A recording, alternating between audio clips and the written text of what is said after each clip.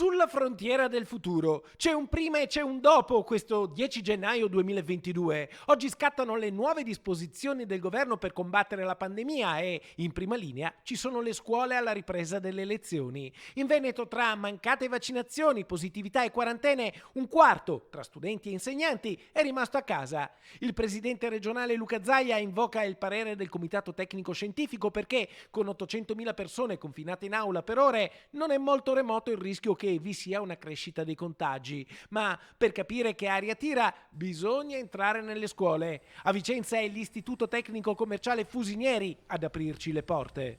Le classi oggi erano tutte presenti, alcune al completo, in altre abbiamo registrato un certo numero di assenti.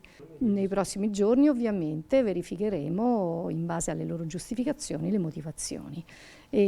Circa il 4-5% dei ragazzi assenti sono stati da oggi in didattica a distanza.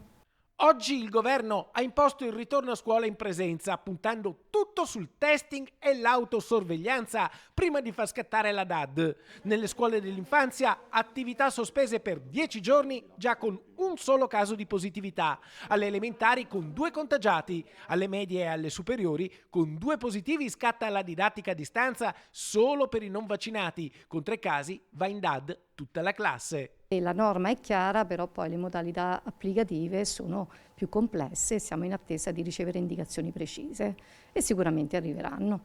Insomma, nei prossimi giorni la situazione sarà più difficile. Le scuole dovranno verificare le eventuali positività nelle classi e applicare le nuove disposizioni. E in base al numero poi delle reali positività all'interno di una singola classe, 1, 2 o 3, si agirà di conseguenza secondo la norma appena varata e secondo le disposizioni che sicuramente arriveranno nei prossimi giorni. Quindi una bella sfida.